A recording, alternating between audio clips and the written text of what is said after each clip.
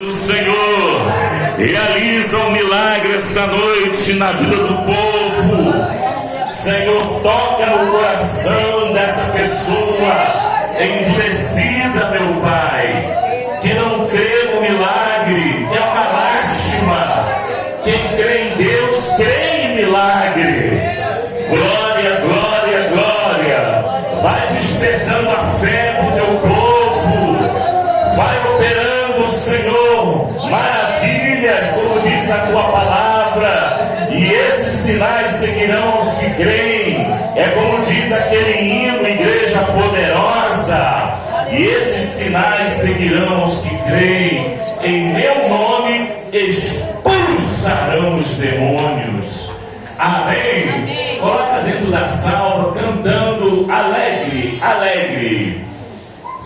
Eu como o pão que é da vida, pão que é da vida, pão que é da vida é Jesus. Eu bebo a água que é da vida, água que é da vida, água que é da vida é Jesus. Eu como o pão que é da vida, pão que é da vida, pão que é da vida é Jesus. Eu como o pão que é da vida, pão que é da vida, pão que é da vida é Jesus. Amém. Que Deus abençoe. Irmãos, final da mensagem, a gente vai fazer uma prova aqui com esse voto. É ali, aquele ali, ó. Para a gente fazer o voto da prova, R$100, irmão, R$100 o voto da prova. Mas é mistério, quem está entendendo, diga amém. Vamos ler a palavra do Senhor em Lucas, capítulo 22, vamos ler o texto. Tem gente que já regalou o olho. R$100, irmão, para Deus tudo é possível. Se Deus ele quiser te enriquecer no piscar de olhos, Ele te enriquece no piscar de olhos. Mas muitas vezes a pessoa enriquece e vai gastar o dinheiro com coisa que não vai acrescentar a alma. Não é verdade?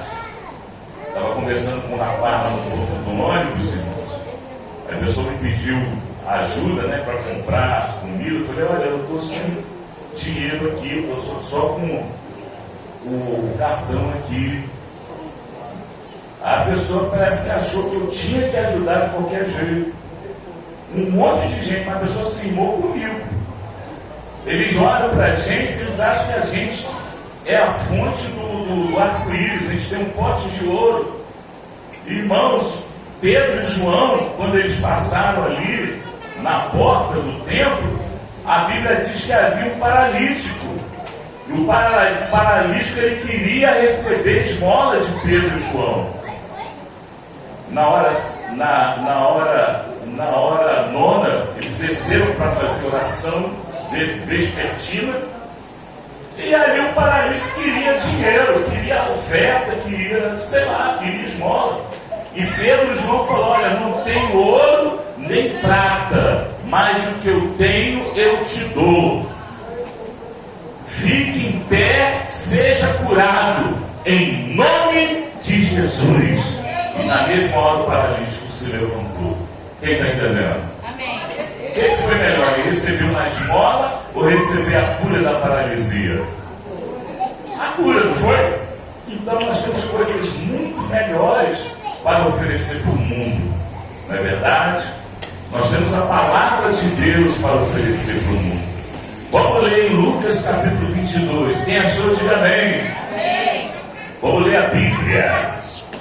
Bíblia Sagrada, palavra revelada, luz para o meu caminho, carta de meu Deus, páginas santas, estrela radiante, que guia o viajante até chegar ao céu. Aleluia. Bíblia querida, em ti encontro alento, na dor, no sofrimento, em ti encontro paz. Meu Deus, nem as irmãs de cabeça branca se lembram mais desse hino. Tá mal, hein? A qualquer momento a igreja sobe, irmão. A qualquer momento a igreja sobe. Os crentes carnais vão ficar tudo para trás. Esses crentes aí que gostam, né? De oba-oba, pensa que Jesus é brincadeira. Não, Jesus não é brincadeira. Jesus é coisa séria.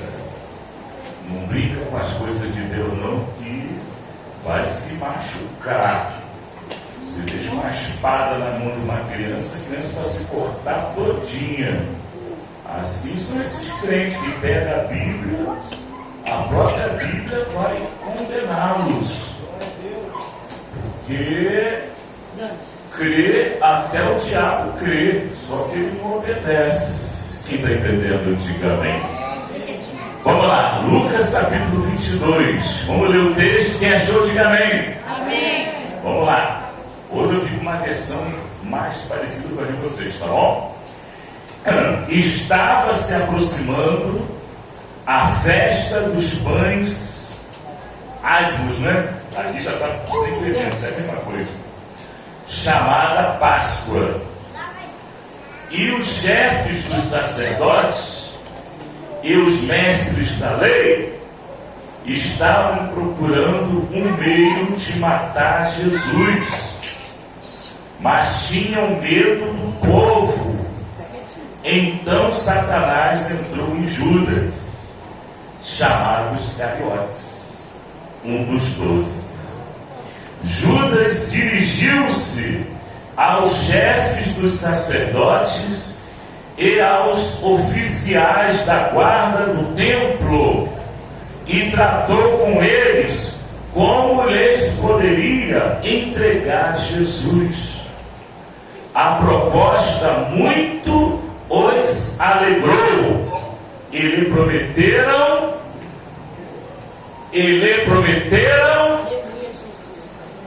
Vocês não estão acompanhando, hein? E lhe prometeram. Não. Vocês não estão acompanhando mesmo. Eu vou ter que ler sozinho. Fazer o quê? É o versículo 5. A proposta muito os alegrou. E lhe prometeram dinheiro. Levante a Bíblia. Todos orando, todos dando glória, glória, glória. Vai orando, igreja. Fica quietinho, tá, neném? Não atrapalhar. Glória, glória, glória, glória, glória, glória, glória. Louvado seja o nome de Deus, aleluia. Espírito de profecia, desce, Senhor. Nós suplicamos a Ti. Desce, fala conosco, Senhor, de uma maneira sobrenatural. Eu creio que tudo é possível a Deus, até mesmo se comunicar conosco, até mesmo usar a nossa linguagem pobre, a nossa linguagem limitada. Eu creio que o Senhor tem esse poder de transmitir o recado. Em nome de Jesus. Amém? Podeis assentar. As palmas que glorificam a Deus. Mais alegre. Quietinho, tá? Quietinho, tá bom? Igreja, bate palma e dá glória a Deus. Aleluia. Estamos na semana chamada Semana Santa. Ei, Semana Santa que não tem nada de santa. Muita gente bebendo vinho. Eu estava, irmãos, meditando hoje no texto da Bíblia a visão do rei Nabucodonosor, que Deus revelou ao profeta Daniel, revelou o sonho do rei Nabucodonosor, o rei de Babilônia, e revelou também o significado do sonho. Quem é que sonha muito aí? Quem é que sonha? Eu sonho muito. Tem sonho que é sonho, mas tem sonho que é profecia. E naquele sonho o rei Nabucodonosor, ele viu uma estátua que tinha a cabeça de ouro, tinha os braços de prata, tinha o ventre de bronze, as pernas de ferro e os 2 pés uma mistura de ferro e barro. Os irmãos sabem que o ferro ele não se mistura com barro. Você pode fazer uma liga de ferro, né, com cobre, né? Você pode fazer uma liga de níquel, né, com estanho, né? As moedas que a gente usa, né, para comprar pão na padaria, elas são uma mistura de metais. Quem está entendendo? Amém. Mas o ferro ele não se mistura com barro, é impossível. E na visão do sonho, o rei ele queria saber a interpretação e queria saber o sonho. E Deus revelou para Daniel, né? E nós vemos que no sonho a cabeça era feita de ouro, que representava o reino de Babilônia. Os braços de prata representavam o reino da Grécia, da Macedônia, né? Do imperador Alexandre o Grande. O reino de prata representava o império medo-persa do rei Artaxerxes, rei Assuero, né? E toda aquela turma, né? E o reino do ventre feito de bronze era do imperador Alexandre o Grande, né? Com 33 anos ele morreu, né? E o reino com as pernas de ferro era o império romano, que fez muita maldade, né? Foi através do império romano que os apóstolos foram perseguidos. O próprio Senhor Jesus ele foi pendurado numa cruz romana, que era o pior tipo de condenação.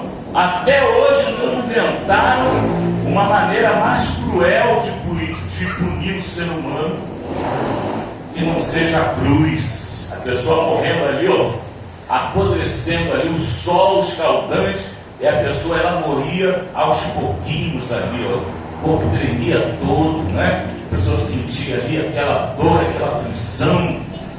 E na Páscoa judaica, eles comemoravam a saída do Egito, quando Deus orientou Moisés a sacrificar a ovelha.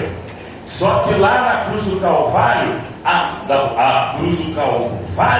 a ovelha muda estava lá na pessoa bendita do Senhor Jesus Cristo, morrendo na cruz por nós, sendo maltratado, sendo desprezado, sendo ali atacado pelos romanos, atacado pelos judeus. Ele veio para o que era seu e os seus não o receberam. Quem está entendendo?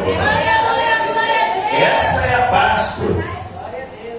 E nós entendemos, irmãos, que a visão que Daniel teve lá no Antigo Testamento, lá na terra de Babilônia, já era uma visão profética. E você observa que na época da Semana Santa, que eles chamam de Semana Santa, o que o povo mais faz é beber vinho. Ah, porque Jesus bebeu vinho. Tá bom, Jesus bebeu vinho. Ah, porque vamos beber vinho, vamos comemorar a Páscoa, vamos comer ovo, vamos comer chocolate. Tá, vamos comer chocolate, tá.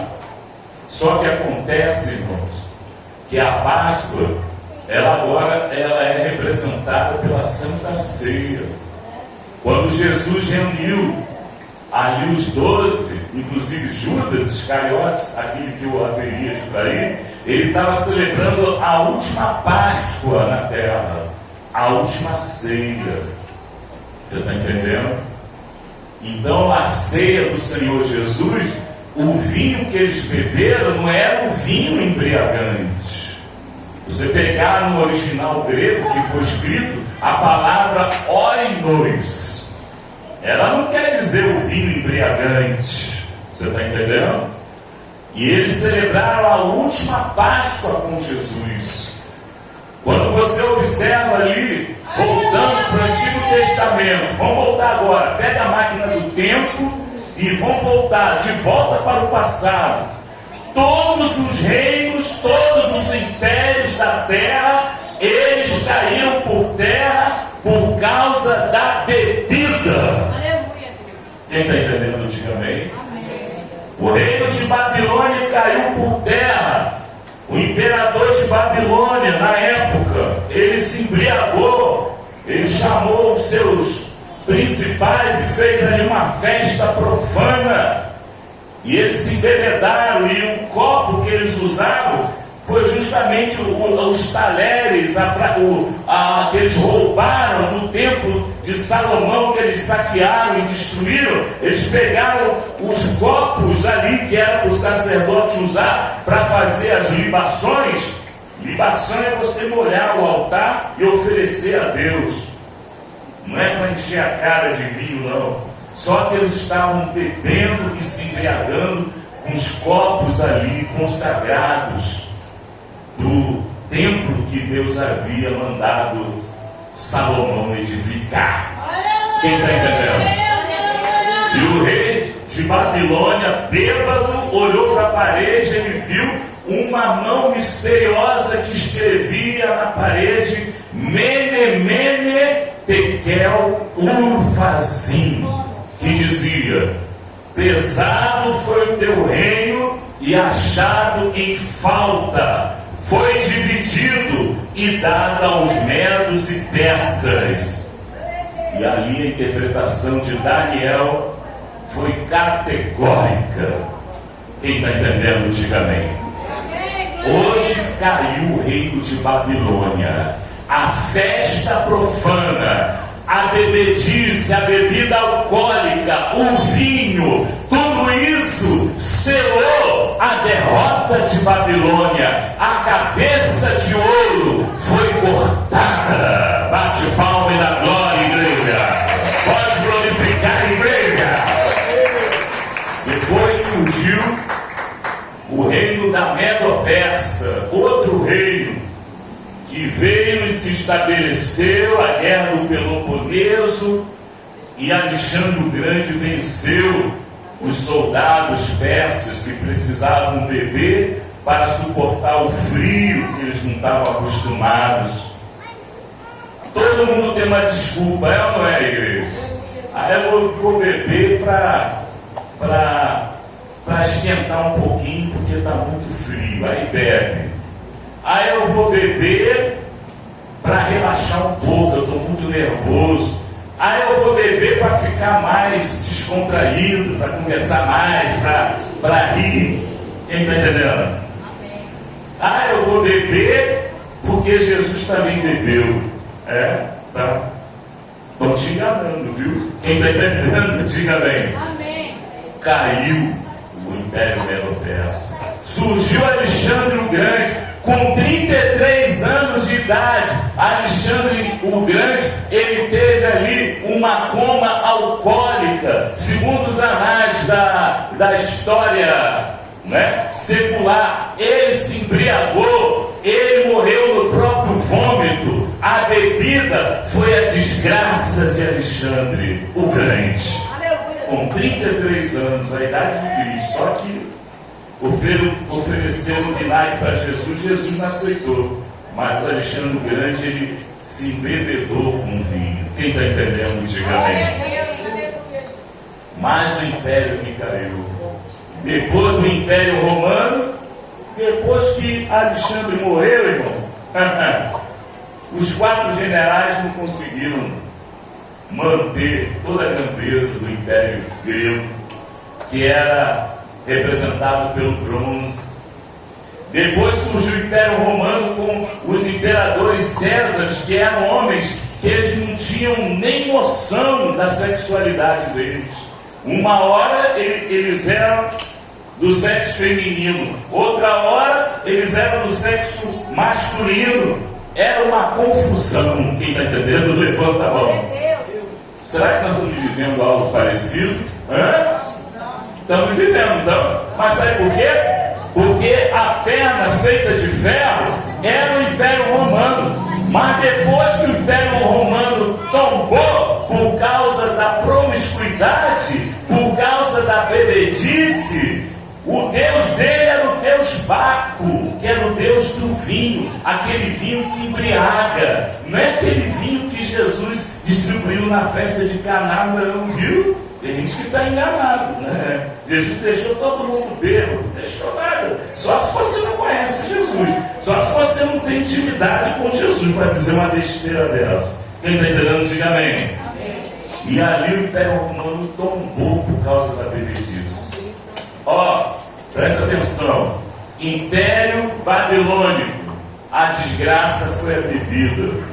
Império Medo-Persa, a desgraça foi a bebida. Império Grego, a desgraça foi a bebida, a pomba alcoólica de Alexandre. Império Romano, a desgraça foi a bebida. Quem está entendendo, igreja? E sobrou ainda os pés da estátua. É esse contexto que nós estamos vivendo.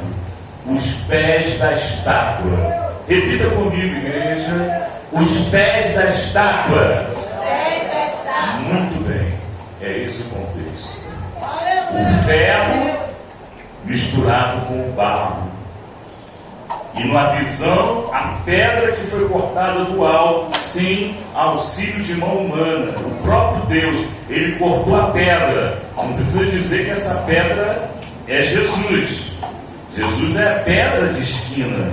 Essa pedra ela foi atingir justamente os pés da estátua da visão do rei Nabucodonosor, há mais de 600 anos antes de Cristo. Os pés foram atingidos pela pedra. A estátua tombou, ela foi esquartejada, ela foi destruída. E a palavra de Deus diz que a pedra, ela foi crescendo cada vez mais, ela foi se expandindo cada vez mais. A palavra de Deus, ela foi crescendo, ela foi se expandindo. E hoje se prega o Evangelho até na China. Tem gente que diz que não, mas está sendo pregado. A Bíblia que você está usando aí de papel, ela veio da China. A Bíblia eletrônica que eu estou usando aqui na minha mão, ela veio da China. Bate palma e dá glória, igreja. Para Deus tudo é possível. Quem crê? Para Deus tudo é possível. Ele disse, ó, se eu quiser, eu transformo essas pedras em descendência de Abraão. E Deus, ele está tirando, irmãos, da onde alguém poderia dizer que não sairia nada, da onde não haveria esperança, da onde não haveria jeito. É dali que ele está tirando justamente os bons frutos. Na África, o continente africano, você vai ver que os países da África, eles estão se convertendo. O país da Rodésia, que antes era só macumba, 90% é crente. Aleluia, glória a Deus. Ah, é afro-africano? É afro? É religião afro? Isso é o diabo que está enganando. Tem nada de afro. Os irmãozinhos lá da África, eles estão dando glória a Deus e aleluia. Eles estão glorificando. Eles se reúnem, você vê aqueles irmãos, né, com os dentes branquinhos, louvando, adorando, né, as roupas coloridas, exaltando o Deus que criou o céu e terra. Enquanto nos países que foram evangelizados, as igrejas estão se transformando em boteco. Quem está entendendo, igreja? Quem está entendendo, igreja? Mas ainda há um remanescente. Ainda há um remanescente que ainda não se dobrou diante da imagem de Astarote, nem da imagem de Azerá, nem da imagem de Milcom e nem da imagem da Nossa Senhora deles. Aqui tem um povo que adora o Deus vivo, o Deus invisível. Glória a Deus. Judas Iscariotes, ele achou mais importante as 30 moedas de prata, mas logo em seguida, logo depois que ele recebeu o prêmio da injustiça, ele sentiu o peso da condenação. Deus está falando contigo hoje, meu irmão. Deus está falando contigo hoje, minha querida irmã. Você precisa tomar uma decisão. O destino da tua alma depende disso.